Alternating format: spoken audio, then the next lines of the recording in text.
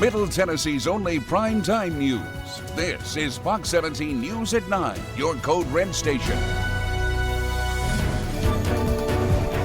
We begin tonight with new information in the search for missing Missouri College student Riley Strain. Well, Fox 17 News has obtained exclusive new video captured after he stumbled out of a Broadway honky-tonk Friday night and disappeared. Billboards are now up at several locations around Nashville in an effort to get as many people as possible searching for the missing 22-year-old who was in town for a fraternity formal. Now, the owner of a downtown smoke shop on Church Street shared this video with Fox 17. Take a good look. It shows Riley Strain running across the parking lot, 3rd Avenue North and Church Street, and he falls down during a apparent attempt to just rush across and hits his head. Now, Strain is down there for about 20 seconds before he gets up, rubbing his head as he continues to walk east toward the river. Now, that is one of 3 new pieces of video captured after a drunk Riley Strain, according to friends, left Luke Bryan's bar downtown on Broadway. That is right here. That's where this ordeal started. Now, he was headed to his hotel, the Tempo, which is about 4 or 5 blocks away, just about a half a block off of 8th Avenue.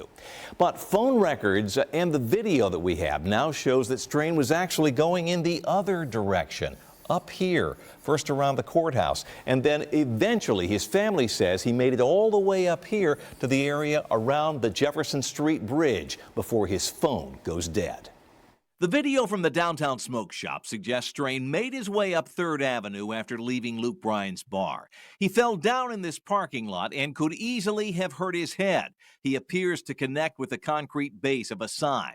An employee at the smoke shop found 2 clips of video at the request of Riley Strain's mother. I didn't expect he's in trouble, but after I seen his mother, I feel what she's feeling now. So I feel so sad for her. Metro Police shared this surveillance video 2 blocks further down Church, where it turns into Gay Street beside the river. You see him crossing 1st Avenue North near the barricade. He was wearing jeans and a 2-tone shirt and appears unsteady. His path suggests he came up 2nd or 3rd Avenue from Broadway. And we also have the 911 call one of Strain's friends made to report him missing on Saturday afternoon. 911, what is the address of your emergency? I'm trying to file a missing persons report. We're here on a fraternity formal trip. It's one of my good buddies. Okay. What is his name? His name is Riley Strain. Strain's mother and stepfather arrived in Nashville Saturday night and began the search. They have seen this video, the last known sighting of their son. The path was almost identical distance-wise, walking. When he came out of the bar, he got turned around. Snapchat ping puts just probably 50 foot away from us. But where is he now? And what happened after he walked away from this intersection? Timestamp on that most recent video is 9:47 p.m. Friday night. There have been no signs of Riley Strain as far as we know since. His family searched the banks of the Cumberland River today from the river with the help of volunteers from the Cajun Navy. We're told that Metro Police detectives are now working to see if Strain's bank card was used after he was last seen. New tonight, a bill hoping to change the way the Tennessee legislature handles workplace sexual harassment claims within the Capitol never had a chance to get off the ground. In committee today, lawmakers couldn't get enough support to even get the bill heard. One of the bill's sponsors, freshman lawmaker Afton Bain, is disappointed, hoping to make changes in how sexual assault allegations are handled and wanted a third party to conduct the investigation instead of the Attorney General. And in a surprise move, former Republican lawmaker Scotty Campbell showed up today advocating the bill after he says that he was forced to resign after sexual harassment claims were made against him. Politics are politics, and we are where we are. You will see in my statement, I still maintain that I did not commit sexual harassment, and I had consensual conversations, not at work, after work and not at work. I will maintain that to the day I die. Well, it's a rare bipartisan effort, and now a bill sponsors must vacate the legislation and decide whether to try and present it again next year. All right, King Henry's reign in Nashville officially coming to an end. The Titan star running back Derrick Henry's contract expired at the end of the football season, and he's now agreed to terms on a free agent deal to play for the Baltimore Ravens. ESPN is reporting Henry got a $16 million two-year deal worth up to $20 million with incentives. $9 million is all that's guaranteed, though. Henry, a two-time NFL rushing leader, has been widely regarded as one of the best running backs in the league for the last decade. Fox 17 Sports Director Jill Jelnick will have more on this big move, including reaction from a Titans insider later in the newscast.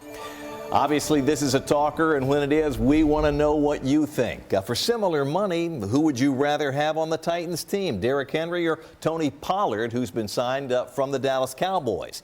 73.7% of our viewers, and there were 285 who weighed in, say we'd rather have Derrick Henry. Polls live right now. If you'd like to cast your vote, scan the QR code on the right-hand side of your screen. It'll take you to our X page, which is at Fox Nashville, and we will update the results later in the newscast. You have community around you screaming to save it, and yet you have airport authority says, nah, we're not interested. New tonight, the owner of a popular southern restaurant, Monell's, fighting back against the landowners as the historic Colomere Mansion is at risk of demolition next month.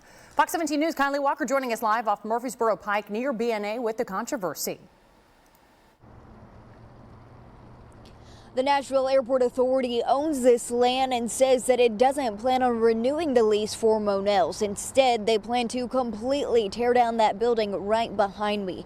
But the city and the community are rallying together, hoping to change their mind, they say, to preserve the rich history. This iconic mansion, first built in the 1800s, has long been home to wedding celebrations and anniversary milestones. It's a former gentleman's club and hangout spots for past presidents and people from around the world. It takes you back to a time where things were better. Now time is of the essence as the landowners, the Nashville Airport Authority, plan to demolish the site. There's a miracle that could be coming any time to save, or I'm 5 minutes away from pulling the plug. And so here I sit in the middle of fighting to save this, and in the background having to pack the stuff. Michael King moved his Southern-style cuisine into the mansion back in 2011, taking over a popular New Orleans seafood buffet from 1977. At the time, King says he spent $500,000 in renovations. This on a building he didn't even own. It was more moral responsibility as a business owner. If I have an opportunity, this needs to be showcased and it needs to be preserved. But now, King is looking at a move-out date next month. The CEO of the Airport Authority says the, quote, old building poses safety concerns, but also a need to prioritize the airport expansion to meet the FAA grant requirements. To save this historic building, King has offered to pay what it takes to make it ADA compliant, saying he'd even pay to move this building. Over $1 million, just pick it off its foundation. And you would do that? Absolutely. Who wouldn't? I mean, that's what you do with saving history. But King says the Airport Authority has shown no interest. They even sent a statement today in response, saying in part, "We value all our business partnerships and are committed to serving the Middle Tennessee community." Last week, all city council members voted on a resolution to preserve this historic building right behind me. Only one member abstained from the vote. Now, keep in mind, this is merely a suggestion, really, or a request, because Metro Council does not own this land. For now, reporting in Nashville, Kylie Walker, Fox 17 News, your Code Red station. Kylie, thank you. You know, it's funny this time of year to see one of our reporters outside, clearly not uncomfortable. Yes, it's really not too bad out there for tonight. And how about some warmer weather for tomorrow? Hey, all right, we hit that sweet spot. Do it? Yeah, I think I can do it. All right. Yeah, we're looking at mid-70s for tomorrow, and we'll probably be close to 80, if not hit 80 degrees by Thursday. So couple of comfortable days here. Looking pretty busy here on Broadway on a Tuesday night. Temperature sitting at 60 right now with with a mostly cloudy sky. A little bit more cloud cover building in for this evening, and that's going to be one of the reasons why we're feeling a little more mild for the overnight hours here. We should drop back to about 50 or so here in town. Radar continues to be very quiet across much of the U.S. We are tracking some showers and storms, some severe warning storms, in fact, coming out of the Kansas City area. But we will stay dry for the evening. By the overnight, we should drop into those upper 40s here. The exception for a couple showers will be for folks up near Hopkinsville, maybe as far south as Clarksville. We've got a little batch of rain showers that are expected to pass through tomorrow north towards the Tennessee-Kentucky border. We'll walk you through that timing, but more importantly, we're going to talk about a better chance for rain that is on the way. We'll talk how much we could expect and where we might end up with a stray strong thunderstorm late Thursday night into Friday. It's in your Fox 17 Code Red forecast. Scott.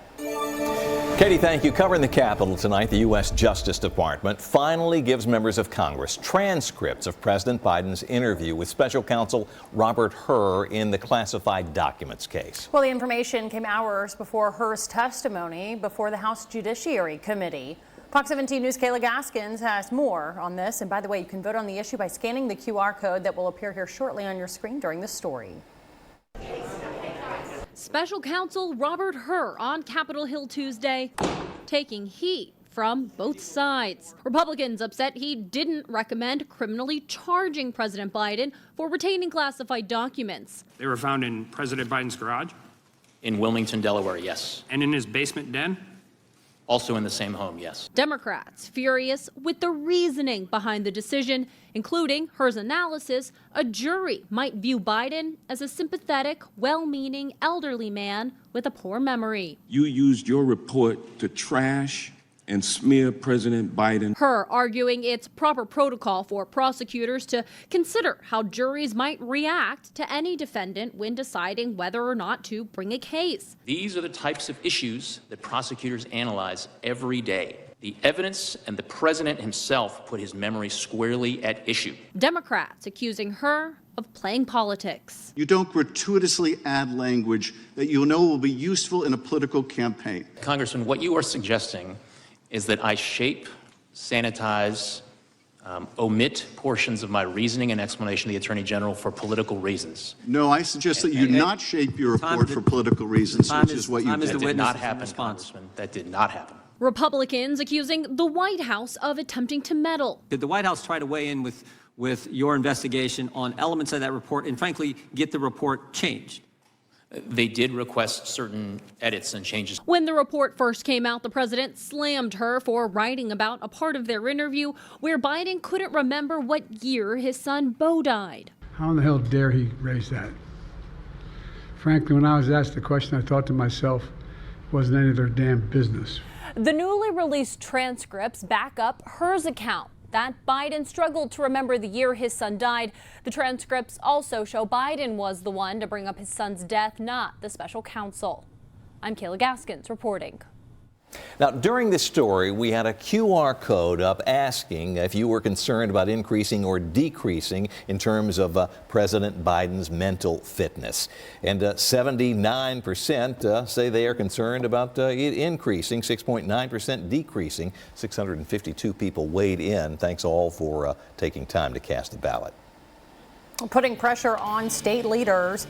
What they and school leaders agree could be done better at Glencliff High School. It's a rate based on you, not one based on whatever this person is doing. Get a rate based on you with DriveWise and the Allstate app.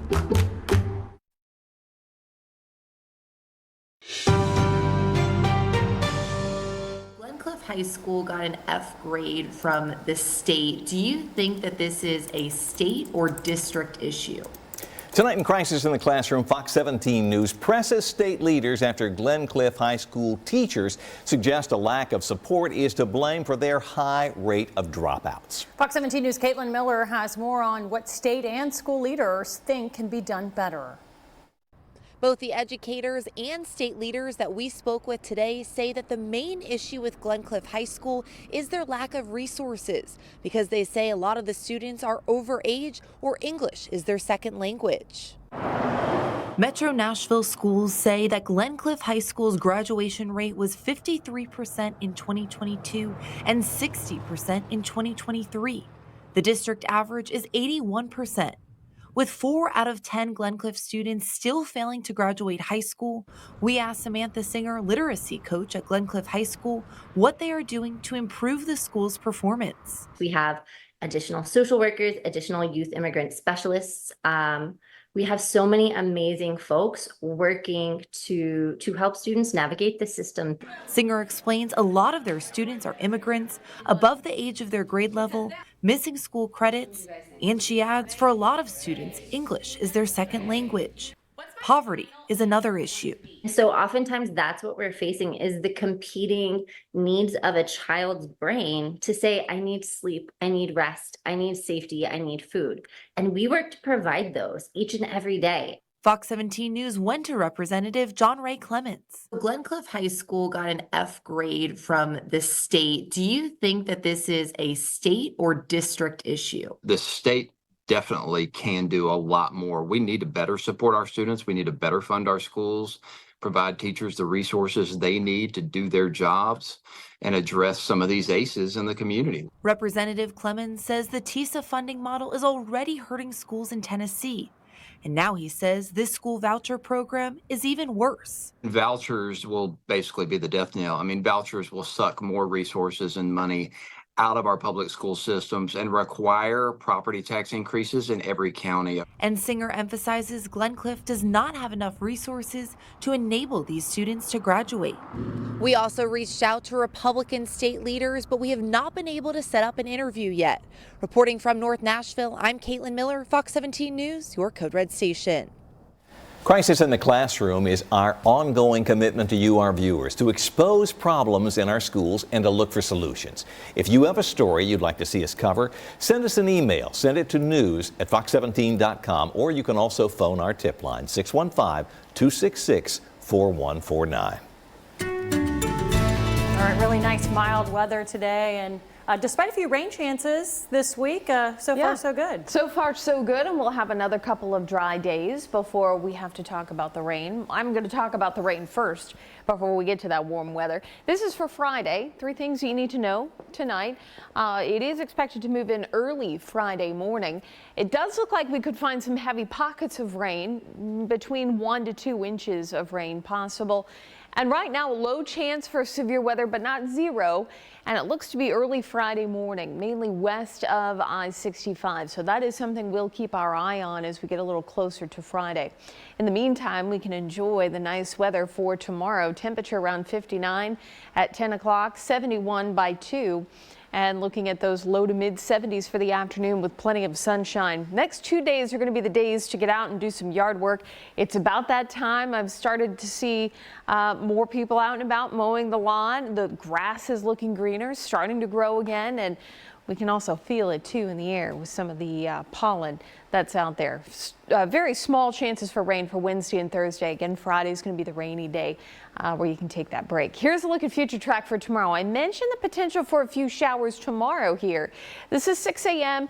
The best chance for rain should be along and north of I-40. The latest run of future track has dropped our rain chance a little bit farther south, closer to the Nashville area. So we'll likely see mostly cloudy skies for the day on Wednesday. It won't stop temperatures from climbing into the mid 70s. But if you're along and north of 40, I wouldn't be surprised if we do end up with a stray shower. This is through noon tomorrow, and notice as we head into the afternoon hours, a couple more pop-up showers will be around, but generally looking at a dry day for the majority of Middle Tennessee and southern Kentucky. Into early Thursday morning, we'll start off with a mostly cloudy sky. A couple showers will be possible early on, but the overall best chance for rain for stronger thunderstorms, or at least that heavy rain, will arrive late Thursday night. This is our outlook for Thursday night, right on the edge of a bigger severe threat to the west. And again, this will likely be the tail end of the severe threat. So it's not a zero threat, but it's not much higher than that. Still, though, the timing is a little unusual, or at least not as normal for us. It's in the early morning hours, so it is something we'll want to keep our eye on. Isolated wind gusts and hail will be the primary threat, but we'll zoom out and you can see Thursday afternoon. Most of those stronger thunderstorms will be out in Arkansas and into Missouri. So we take a look at our next rainmaker here. A couple showers may be possible earlier in the day on Thursday, but the overall best chance for rain won't arrive until late Thursday night into early Friday morning. Showers should be scattered. We will find some heavy pockets of rain around. That front should pass through by the middle of the afternoon, and that will begin to clear us out as we head towards Friday night into early Saturday. We'll walk you through how much rainfall we could end up with in the rain gauge coming up in your Fox 17 Code Red forecast. Insurance companies could put us out of business if they wanted to. All they have to do is be fair. But they're not. I can help.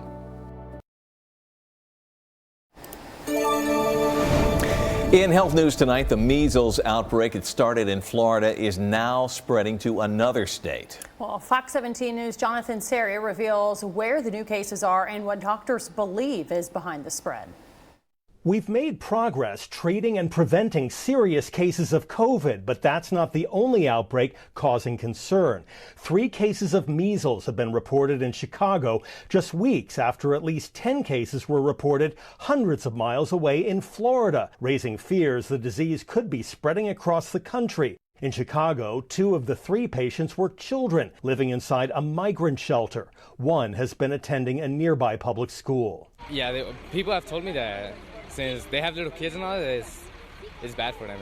The CDC says there are now reported measles cases in at least 17 states, and most doctors agree the spread is being fueled by low vaccination rates, especially among young children, many of whom stopped getting the shots during the COVID outbreak and never got back on schedule. In a lot of the states now, we're seeing new vaccination rates in the children in the high 60s. Which means that we've got an awful lot of susceptible kids that are out there. The CDC issued a measles warning back in January, urging healthcare providers to be on the lookout for a possible new outbreak. But officials are stressing the possibility of a widespread COVID-like crisis is extremely low, and protecting yourself is easy. Measles is much more contagious than COVID-19. It's incredibly safe in terms of the vaccination. This is not a cause for panic or cause for alarm. It's called for good prevention, which is immunization. The CDC recommends an isolation period of 3 weeks if your kids are unvaccinated and they're exposed to measles. In Atlanta, Jonathan Seri, Fox News. I'm Christine Frizzell in Washington, where there is a new set of warnings about security at the southern border, with Democratic lawmakers calling for immediate action.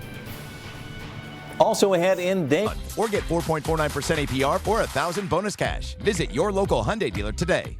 This Fox 17 newscast is sponsored by B.F. Myers Furniture.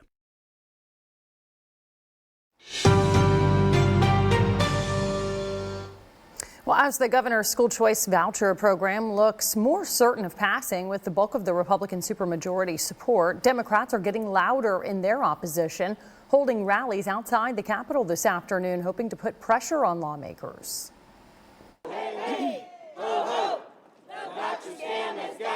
A firestorm of feelings against the governor's school choice program. This proposal not only jeopardizes the stability of our public education system, but also threatens to divert essential funding away from our neighborhood schools, where our children's learning and growth are nurtured. The Tennessee for All Coalition and Public School Strong Advocates, a group made up mostly of parents, held nothing back asserting their views on Governor Bill Lee's top priority legislation aiming to give public school students a taxpayer-funded state voucher up to $7,075 a year to go towards any in-state private school or homeschool of their choice. Fundamentally, any voucher bill is going to disclude kids with disabilities, English language learners, any kids who benefit from federal legislation. But there is a stark contrast in opinion from those who say this bill that gives parents a choice in their children's education will be an invaluable asset to Tennessee's education system. We're headed to a good conclusion. There will be negotiations about what that looks like, and that process is underway, but I'm mostly encouraged that it's headed in the right direction, and we're going to have the opportunity to give those parents more opportunity in the future. the effort that's being put in place by the students that have made this move into a different setting, going from a bad environment or one that they were not successful in, and having a change of surrounding and environment, and that creating a new sense of purpose for those students. The school voucher program, up for a vote this session, is projected to cost $141.5 million annually. Well, Crisis in the Classroom is our commitment to exposing problems and finding solutions for issues in our schools. If you have a story you think we should cover, send us an email to news@fox17.com. You can also call our tip line at 615-266-4149. Covering the Capitol tonight, a bill that would remove the state sales tax on groceries in Tennessee. Still alive in the legislature, but it appears to be in danger. Under this bill, the 4% sales tax on food would be offset by a 0.75% enterprise tax on businesses. Now, this bill up for a vote today in the House Government Operations Committee. It passed without, however, a recommendation as it moves up the ladder. We have the ability to recommend approval, neutral, or disapproval recommendations. Approval and disapproval are obvious. Neutral just sends it out without a recommendation whatsoever. Well, that said, the Senate version of this bill is headed to the Finance, Ways and Means Committee with a negative recommendation. If the full committee agrees, this bill will be dead for this session. Well, earlier in our newscast, we told you about our X poll asking the question tonight: for similar money, who would you rather have on the Titans? Derrick Henry or Tony Pollard? 303 votes have come in, 74.3%. Most folks say they want Derrick Henry back, compared to 25.7% say they roll the dice with Tony Pollard. We'll have another update for you on these numbers tonight on Fox 17 News at 10. Each night, look for a brand new poll on our X page.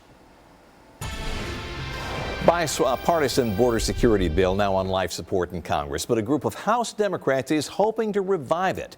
As Fox 17 News' Christine Frizzell shows us, the sense of urgency comes as top intelligence officials lay out unprecedented national security threats.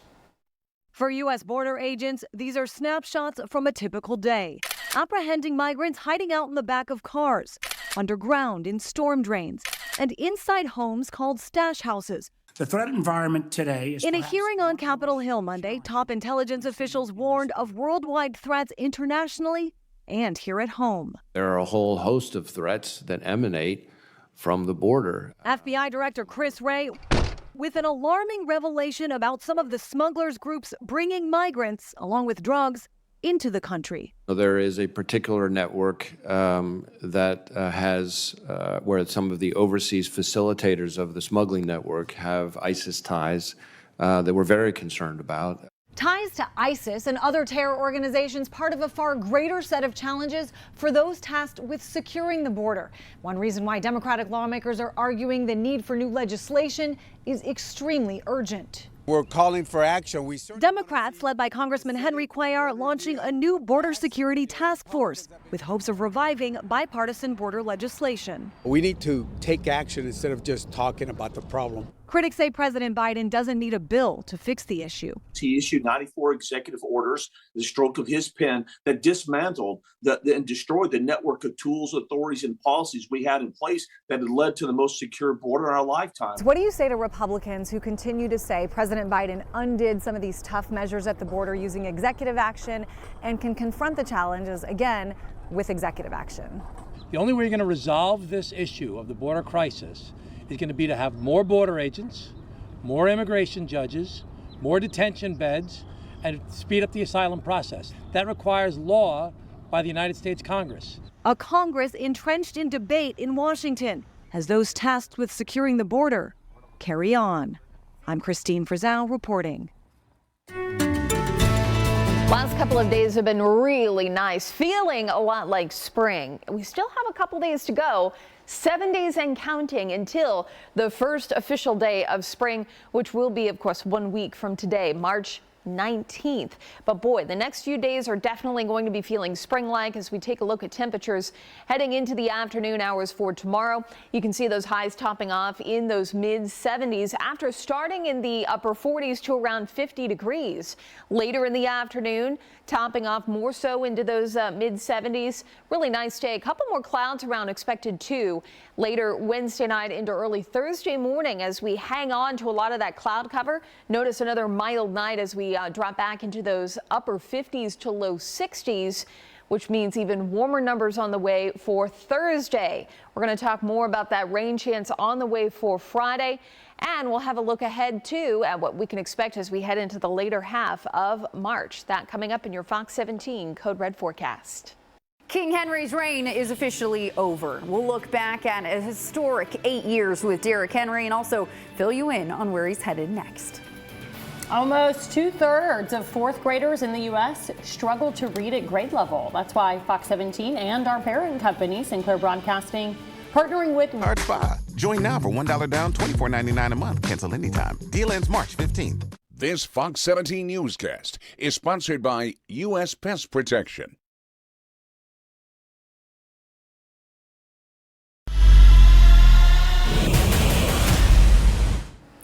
We all saw the writing on the wall. Derrick Henry's contract was expiring this year, and with the running back market being as tough as it is, there was no guarantee he was coming back to Nashville.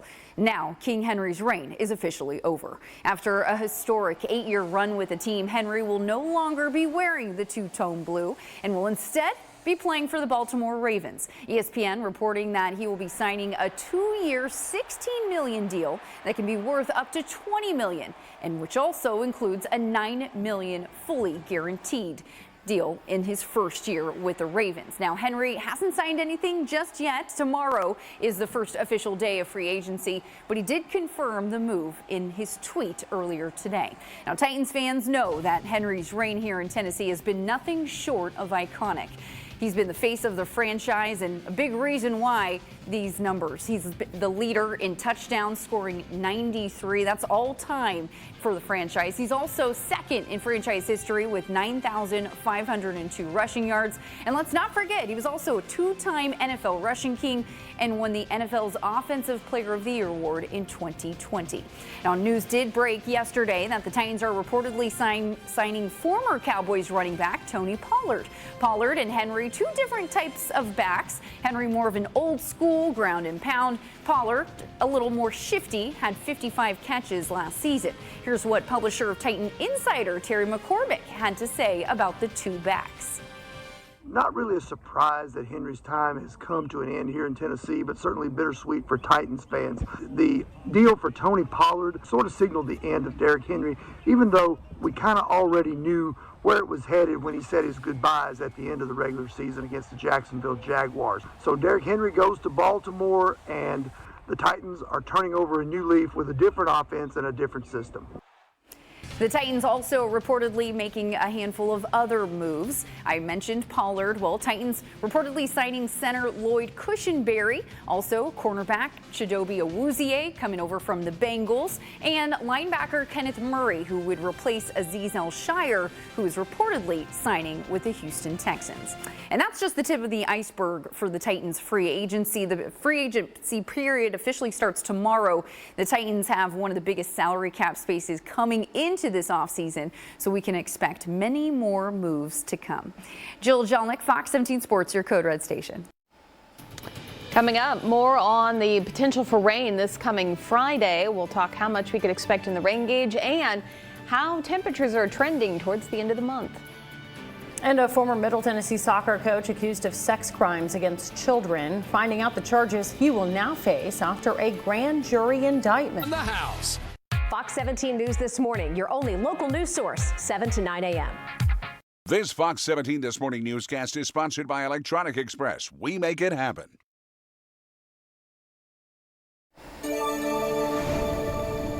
In Operation Crime and Justice, a mid-state soccer coach accused of drugging and raping young children and capturing it on video is indicted by a Williamson County grand jury. Camilo Hurtado Campos facing more than 24 charges, including rape, sexual abuse, and sexual exploitation of a minor. According to the indictment, these crimes date back more than a decade. Franklin police have called cases the most shocking and egregious they've ever seen. Meantime, a sheriff's office in Alabama now assisting the Metro Nashville Police Department with a missing persons case. The case involves this woman, 38-year-old Jennifer Bell. Police say that she was reported missing back on February 2nd of this year. Her family said they last had contact with her in July of 2023. Bell's vehicle found abandoned last July on Lee County, or rather in Lee County, Alabama. If you know where Bell is or know anything about this case, you're asked to call police. All right, weather-wise, I say I like it very much. May I have another? Yes, a couple more nice days before the rainy weather arrives. It's going to happen at some point, Ask and you shall receive. Yeah. Highs in the mid-70s tomorrow, close to 80 for Thursday. We should be still shy of a record high for Thursday, but definitely feeling a good 10-15 degrees above average for this time of year. Pretty view this evening from our South Nashville camera at City View. Let's take a look at how much rain we could expect. Our next good chance for rain again coming in for early Friday, and right now models are painting anywhere between 1, possibly 2 inches. It'll depend on where some of those heavy pockets decide to set up. And right now it looks like that it's trending south in our southern counties here, where that closer to 2-inch range could be. So something we'll keep our eye on. Again, can't rule out a stray strong thunderstorm, but an overall severe weather event doesn't look likely at this point. That is something we'll keep our eye on. What's trending as we head into the second half of March? Cooler weather. In fact, expecting cooler weather for early next week. This will be looking at our 8 to 14 day temperature outlook, and this will be for the 20th through the 26th of March. And you can see a nice little bullseye over Tennessee here. Cooler than average conditions possible. Now that doesn't mean that every day is going to be cold or cooler than average, just an overall trend that we will likely see some days that are on the cool side. That goes for precipitation, a little above average, possibly looking at a little bit of an active pattern for us for the middle to late part of March. This is a long range forecast I thought I would show. We're going to be looking at the 18th through the 24th. This is our forecast. So this is next Monday that we're looking at. 52 and 50 in line with that below average bullseye that we were looking at on the Climate Prediction Center map. And still slightly below average here as we head into Wednesday at 60. Our average is about 65 next week, closer to 66, 67. So we'll hit that as we head towards the later half of next week. So this is a week from today. 50 for the first day of spring. 60 for Wednesday, and looking at the mid to upper 60s, possibly into the 70s as we head towards Saturday and Sunday. Now, keep in mind, we're looking 10 days and a little bit beyond that with this, and there's easily going to be some wiggle room here. It's a lot harder to predict this far out, but something at least to give you an idea of what we may have coming down the pike. Here's a look at the next couple of days, more confident in our 1 to 7 day forecast. Tomorrow should see a high around 75 up to about 78 for Thursday. Could reach 80 degrees in some parts of Middle Tennessee. 70 degrees on Friday. That's going to be our shower and thunderstorm day, clearing out and cooling down as we head into the weekend and into early next week. Biden and Trump trying to clinch their party's presidential nominations in Georgia tonight. Find out which one did and who still needs hundreds more delegates to do. This Fox 17 newscast is sponsored by Eurostone. This Fox 17 newscast is sponsored by Zander Insurance. New tonight, a bill that would get rid of a long-standing property tax on Tennessee businesses is moving forward. Right now, businesses pay an annual tax on their net worth or the value of their property, whichever is greater. The governor's bill would get rid of that property tax part and would allow companies to ask for refunds. Democrats suggested a tax credit instead of giving money back in cases of conflict, but that amendment was rejected. This bill, which could cost the state some $1.6 billion, was approved by members of the Senate Revenue Committee today. Now to election 2024, President Joe Biden clinching the Democratic nomination for president. Biden picked up enough delegates by winning the Georgia Democratic primary, but it won't be official until the Democratic National Convention meets in Chicago this August. Former President Donald Trump also won Georgia's Republican primary, but he still needs about 1,200 more delegates to clinch his party's nomination. Up next, rising from the ashes, which airport in America just went from one Better pizza. Get $5 off our signature 8-corner pizza today. Jets, better because it has to be. In business news, a new survey ranking the nation's airports includes a big turnaround for one of the country's largest. After being criticized for being one of the worst airports in the country, LaGuardia Airport in New York now ranks as the best. Wow, what a turnaround there. The Airports Council International says more than 25 million passengers gave the airport high marks. Experts say the airport in Queens spent billions of dollars in the last 5 years on major upgrades. A concerning health alert. Doctors are seeing rising cases of colorectal cancer in young Americans. I'm Angela Brown in Washington, D.C. What's being done to pinpoint the cause? The top habits of highly healthy people. I'm Liz Bonus. What do people do that don't just live longer, but they live well? We'll share them just ahead. This is Fox 17 News at 10, your Code Red station.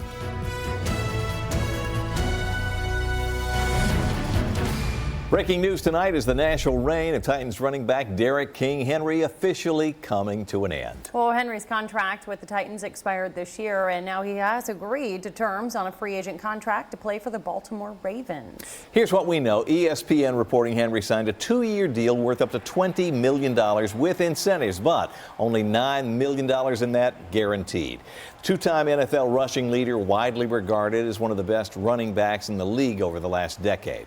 Fox 17 Sports Director Jill Jelnick will have more on the big move, including reaction from a Titans insider coming up a little later in the newscast.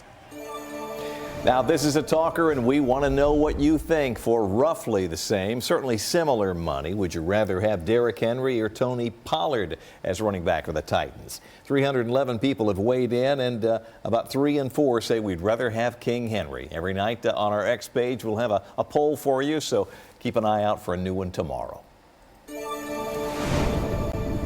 You have community around you screaming to save it, and yet you have airport authority says, nah, we're not interested.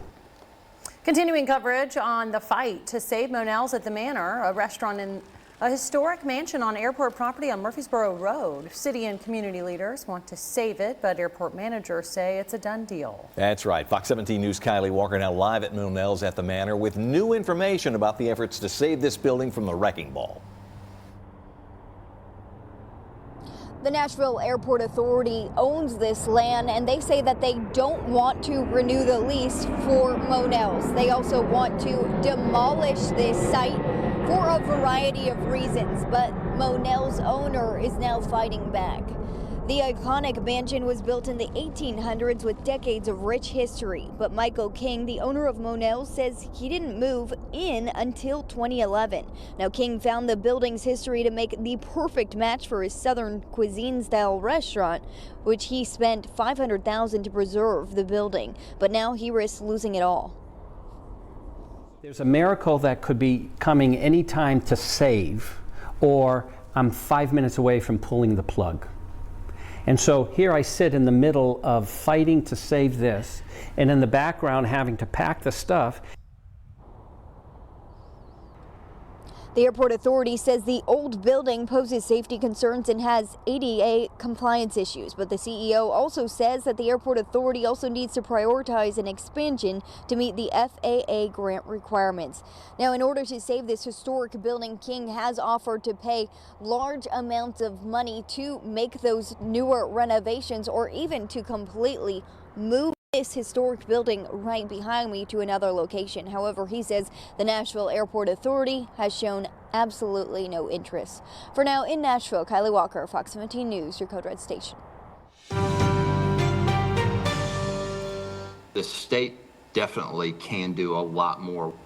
Tonight in Crisis in the Classroom, Fox 17 News pressing state leaders after Glencliff High School teachers blame a lack of support for the poor graduation rate there. Fox 17 News' Caitlin Miller here with more on what state and local school leaders think can be done better. Both the educators and state leaders that we spoke with today say that the main issue with Glencliff High School is their lack of resources, because they say there's a huge focus on the basic essentials like food, shelter, and the sense of safety for their students. Metro Nashville schools say that Glencliff High School's graduation rate was 53% in 2022 and 60% in 2023. The district average is 81%, with 4 out of 10 Glencliff students still failing to graduate high school. Glencliff literacy coach Samantha Singer says they have additional social workers, youth immigrant specialists, and other resources helping students navigate the system.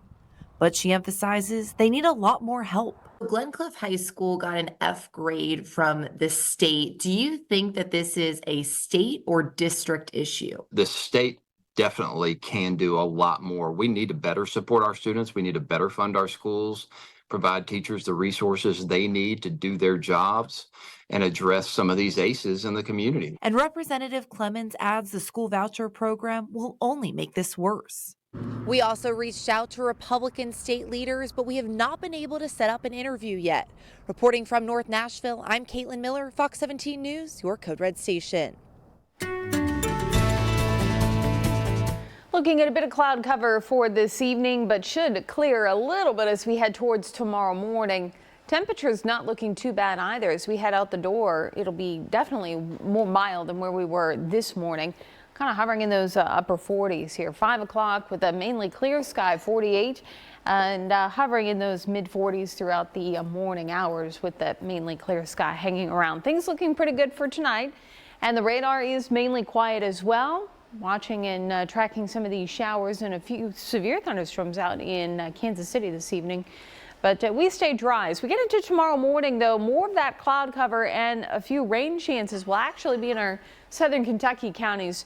The majority of us do stay dry for the morning. 50 our temperature for the morning hours here in Nashville. Will be at 48 in Clarksville, McMinnville, Murfreesboro, hovering in the mid 40s. We'll walk you through a couple of nice days. More importantly, though, we are looking at our next good chance for rain, which does include a few strong thunderstorms, at least an isolated chance. We'll talk more about where that will be in your Fox 17 Code Red forecast. In Operation Crime and Justice, a Franklin soccer coach accused of drugging and raping children on video has been indicted by a grand jury. Camilo Hurtado Campos facing more than 24 charges, including rape, sexual abuse, and sexual exploitation of a minor. According to the indictment, the crimes occurred from 2012 to 2013.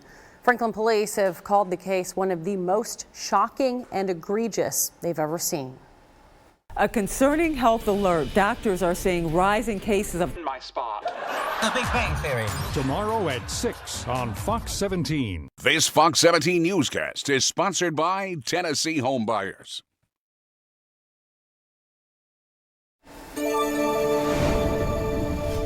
A Fox 17 health alert tonight about the rise in cases of colorectal cancer among young Americans. As Fox 17 News' Angela Brown shows us, doctors are still trying to pinpoint exactly why.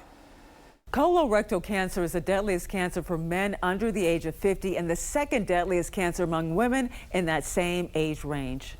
For Jeff Harris, cancer is a shadow hovering over his life. I always have to look over my shoulder. Like it's always there. But in 2021, Jeff was looking ahead, young, only 40, seemingly healthy. Cancer was not on my radar. So during a checkup, almost as a side note, Jeff mentioned this to his doctor. I had some bleeding, like in my stool a couple weeks ago. The diagnosis felt like a punch in the gut. Having to tell my boys at that time that I had cancer was really, really rough. Jeff, at only 40, diagnosed with rectal cancer. It's quite startling. And when I'm taking out these high-risk polyps in patients in their 30s. Dr. Khan is seeing a rise in colorectal cancer in younger patients. The big question is why? We suspect it's likely related to lifestyle changes.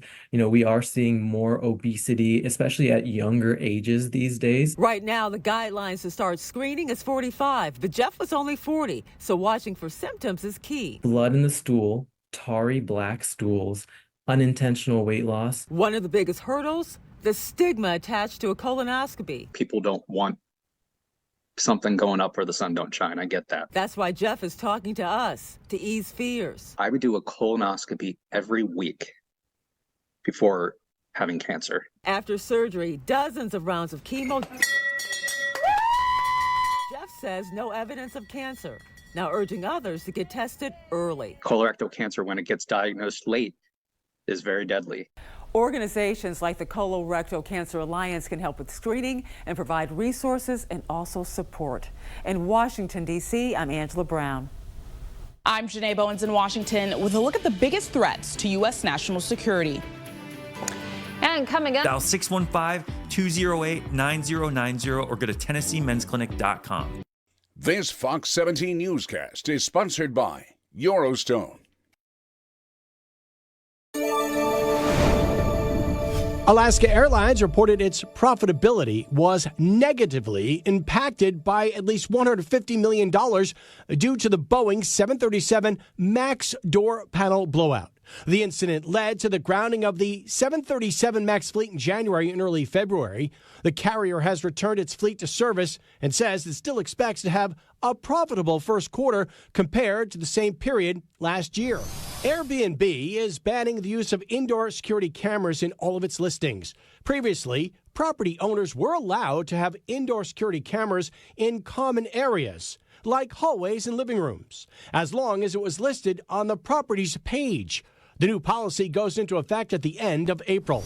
IKEA is slashing prices as inflation tapers off, and the Swedish home and furniture company is planning to expand price cuts across all markets globally.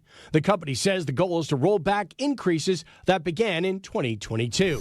And listen up, cruise fans. Virgin Voyages is testing out a new monthly subscription service.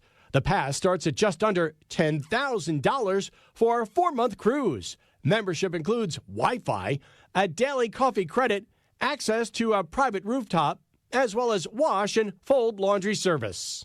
That's business in New York. CJ Papa, Fox News. Making headlines tonight, the heads of some of America's top intelligence agencies briefing Senate lawmakers on the biggest global threats. Fox 17 News' Janae Bowens explains why some of the threats are more apparent than others. The nation's intel chiefs told senators the top threats for the U.S. are adversaries like China, transnational issues, and ongoing conflicts. That the parent company is, for all intents and purposes, beholden to the CCP. The Chinese government possibly having access to American data through TikTok and AI being used to influence elections were also discussed. Al-Qaeda in the Arabian Peninsula has used AI to generate videos aimed at inspiring lone wolf attacks as a result of the Gaza conflict. National Intelligence Director Avril Haines said the Gaza conflict will likely have a generational impact on terrorism. Both al-Qaeda and ISIS, inspired by Hamas, have directed supporters to conduct attacks against Israeli and U.S. interests. And we have seen how it is inspiring individuals to conduct acts of anti-Semitism and Islamophobic terror worldwide. The administration's plans to produce a ceasefire for at least 6 weeks, return hostages, and get humanitarian aid to Gaza were laid out despite interruptions from pro-Palestinian protesters. I recognize people feel passionately that the American people deserve to hear from the leaders of the intelligence community.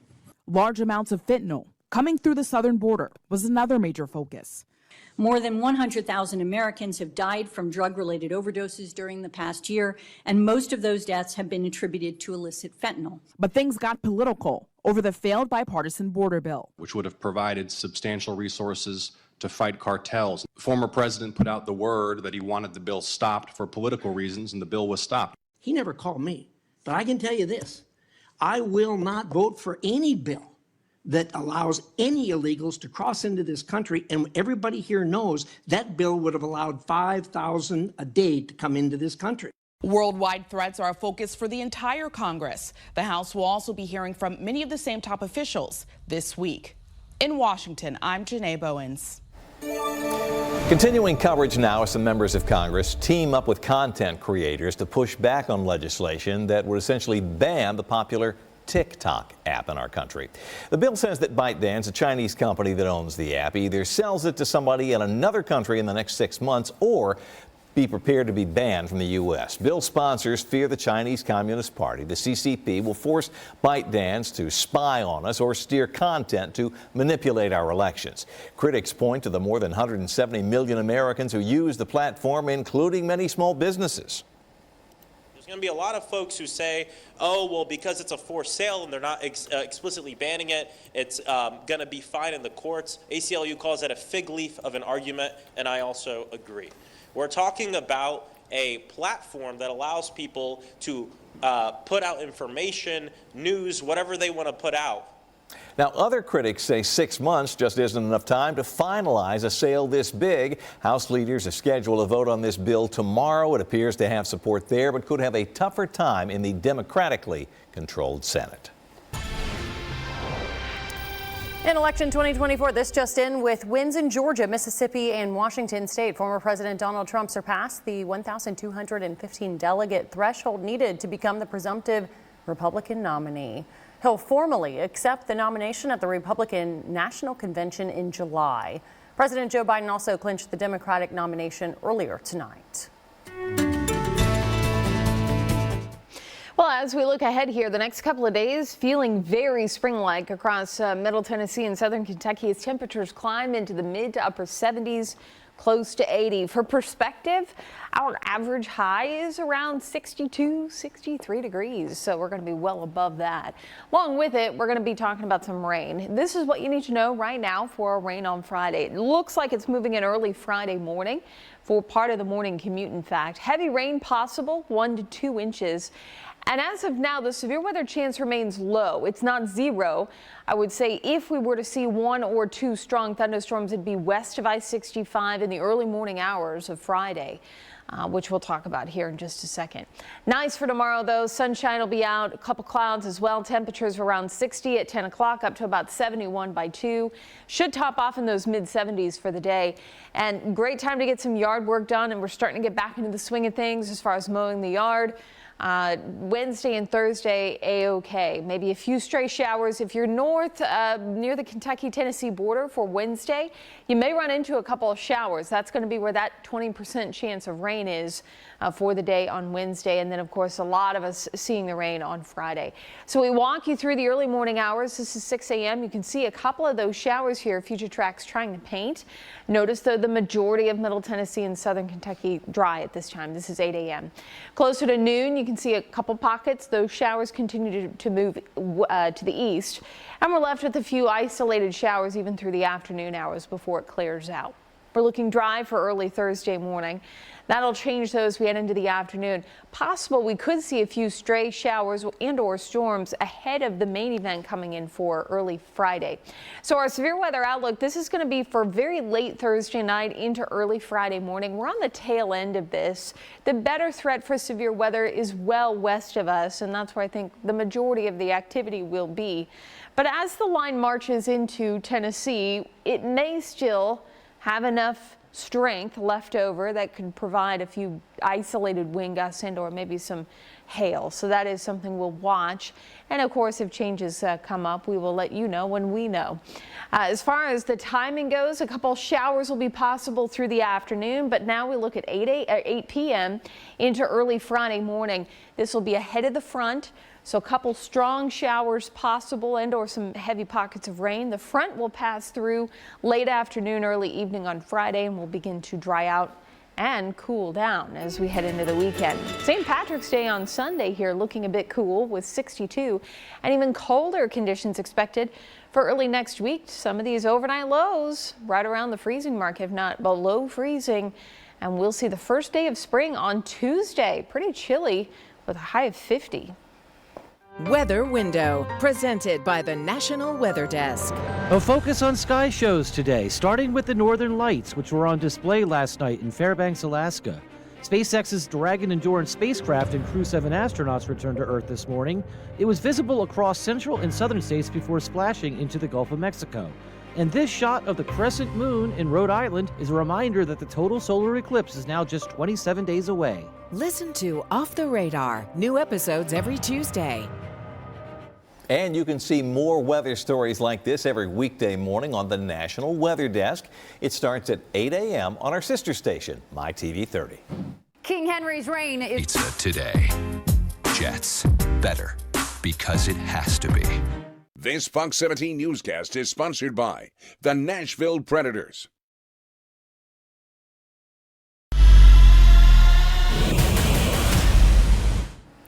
We all saw the writing on the wall. Derrick Henry's contract was expiring this year, and with the running back market being as tough as it is, there was no guarantee he was coming back to Nashville.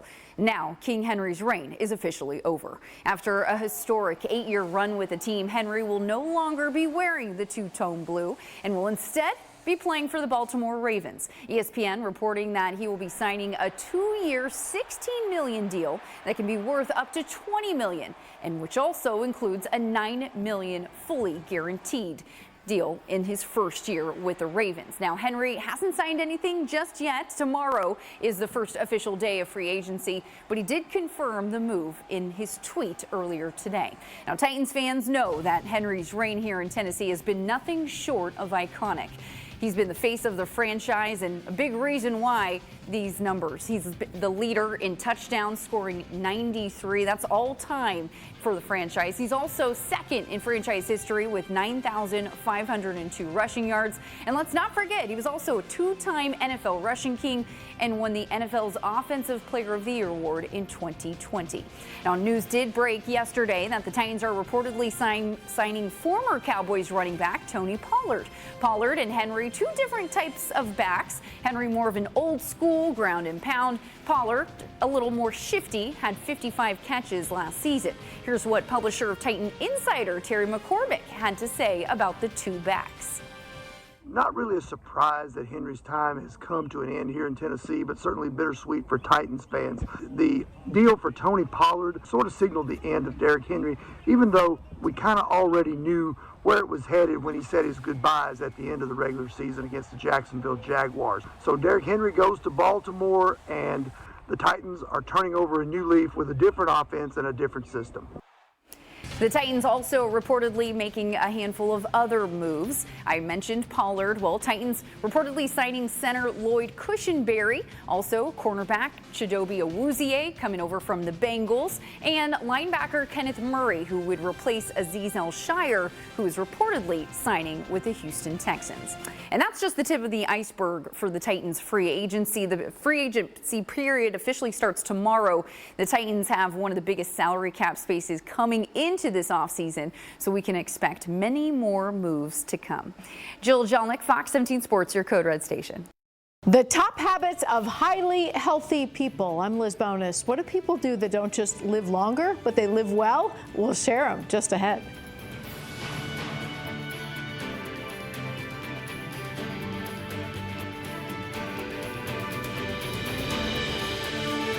Here to take care of. I called Bart Durham, and they knew what to do, and they helped me and my family, and we're really grateful. In health news tonight, Americans are living longer, and researchers are trying to figure out why. As Fox 17 medical reporter Liz Bonus shows us, they're tracking some of the top habits of highly healthy people. These habits are what you might describe as super healthy. They appear to not just help you live longer, but also live well. I have always been very active, and I think it keeps you young. It gives you something to go and do and look forward to. Sue Monteith may be right. Highly healthy people don't just stay physically active, they stay mentally active as well. This according to a recent aging report. I enjoy making presentations at various nonprofits. So it's nice to get out and meet people and be with people. Here at Ohio's Life Enriching Community, she also says she has a lot for which to be thankful. Practicing gratitude is another super healthy habit of those who live well. They live longer, they have less wrinkles, they're happier, they have more friends, and they just overall have a better disposition in life. Lisa Zimmers has been working with older adults in community living now for 3 decades. She says giving your life purpose is another super healthy habit. They make a commitment and they keep the commitment. Next up on the healthy habits, protecting your balance. I'd never been in a gym since I got out of high school, I think, until about 4 or 5 years ago, and I decided that I really needed to start doing some exercising. It sounds basic, but as Jay Rushworth knows, leg strength is a big predictor of longevity. A few other stay well, live well habits include spending time outdoors, not smoking, eating breakfast, and planning your meals. Finally, this is a newer one, but it appears those who live well cut back on screen time, phone time, social media, constantly checking email. Simply gives you time to do a few of those other things. With your health news, I'm Liz Bonus reporting. All right, and send us off into the night, Katie. Looking good tomorrow. We'll have a few showers.